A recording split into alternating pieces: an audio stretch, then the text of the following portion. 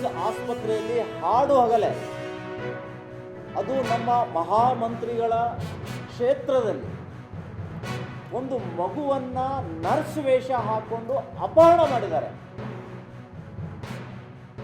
ಮೊದಲು ಲ್ಯಾಂಡ್ ಜಿಹಾದ್ ಇತ್ತು, ಆಮೇಲೆ ಲವ್ ಜಿಹಾದ್, ಈಗ ಬಚ್ಚೋं का ಚೋರಿ ಕರೋ ಜಿಹಾದ್ ಪ್ರಾರಂಭ ಆಗಿದೆ. ಯಾವ ಉದ್ದೇಶಕ್ಕೆ ಈ ಮಗುವನ್ನು ಅಪಹರಣ ಮಾಡಿದರು? ಇಲ್ಲಿಯವರೆಗೆ ಜಿಲ್ಲಾ ಉಸ್ತುವಾರಿ ಸಚಿವರು ಬಾಯಿ ಬಿಡ್ತಾ ಇಲ್ಲ. ಯಾಕೆ? ಕದ್ದಂಥವರು ಮುಸಲ್ಮಾನರು, ಮಗು ಕಳ್ಕೊಂಡವರು ಹಿಂದೂಗಳು ಅನ್ನುವ ಕಾರಣಕ್ಕಾಗಿ ಇವತ್ತು ಬಾಯಿ ಮುಚ್ಕೊಂಡು ಕೂತಿದ್ದಾರೆ. ಇದು ಅತ್ಯಂತ ಶೋಚನೀಯವಾಗಿರುವಂತಹ ಸಂಗತಿ. ಇಷ್ಟೆಲ್ಲ ಆದರೂ ಕೂಡ ಇವತ್ತಿಗೂ ಕೂಡ ಆ ಜಿಮ್ಸ್ ಆಸ್ಪತ್ರೆಗೆ ಭದ್ರತೆ ಅನ್ನೋದಿಲ್ಲ.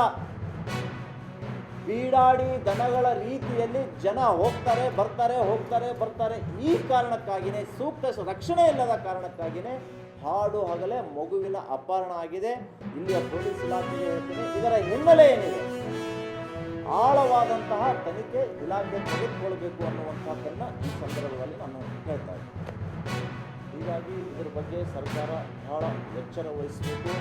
ವಕ್ಫ್ ಬೋರ್ಡಿನ ಕುತಂತ್ರದಿಂದ ಇಲ್ಲಿಯ ದಲಿತ ಸಮುದಾಯ, ತೀರ್ಥ ಅನ್ನುವಂತಹ ಗ್ರಾಮದಲ್ಲಿ, ಆಳಂದ ತಾಲೂಕು, 3 ಜನ ಹೆಣ್ಮಕ್ಕಳು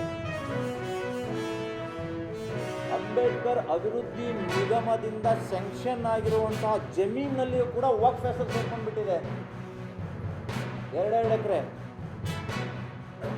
ಇದು ಇಲ್ಲಿಯ ಉಸ್ತುವಾರಿ ಸಚಿವರು ಇದರ ಬಗ್ಗೆ ಇನ್ನೂ ಪ್ರಸ್ತಾಪ ಮಾಡ್ತಾ ಇಲ್ಲ. ಆ ದಲಿತ ಕುಟುಂಬಕ್ಕೆ ಅಭಯ ಕೊಟ್ಟಿಲ್ಲ ಇಲ್ಲಿಯವರೆಗೂ. ಇದು ಯಾಕೆ ಅಂತ ಕೇಳಿದ್ರೆ, ಕಾಲಕ್ಕೆ ಸಚಿವರಾದಂಥವರು ಸಭೆಗಳನ್ನು ನಡೆಸಬೇಕು. ಸಭೆಗಳು ನಡೆಸ್ತಾರೆ, ಹಿಂದೂ ಹೋರಾಟಗಾರರಿಗೆ ಟೀಕೆ ಮಾಡಲಿಕ್ಕೆ, RTI ಹೋರಾಟಗಾರರ ಮೇಲೆ ಕೇಸ್ ಹಾಕ್ರಿ ಅನ್ನೋದಕ್ಕೆ. ಆದರೆ ಕಾನೂನು ಸುವ್ಯವಸ್ಥೆ ಕಾಪಾಡುವಲ್ಲಿ ಇಲ್ಲಿಯವರೆಗೆ 1 ವರ್ಷ ಆಯಿತು ಸಚಿವರು ADP ಸಭೆ ಕರೆದಿಲ್ಲ. ಇವರ ನಿರ್ಲಕ್ಷ್ಯ ಇಲ್ಲಿ ಎದ್ದು ಕಾಣುತ್ತೆ ಅನ್ನುವಂಥದ್ದನ್ನು ನಾನು ಈ ಸಂದರ್ಭದಲ್ಲಿ ವ್ಯಕ್ತಪಡಿಸ್ತಾ ಇದ್ದೀನಿ. ಈ ಅನುಭವ ಮಂಟಪದ ಕುರಿತಂತೆ ನಮ್ಮ ರಾಜೇಶ್ವರ ಶ್ರೀಗಳು ಬೀದರ್ ಜಿಲ್ಲೆಯಿಂದ, ಬಸವಕಲ್ಯಾಣ ತಾಲೂಕಿನಿಂದ ಬಂದಿದ್ದಾರೆ. ಅವರು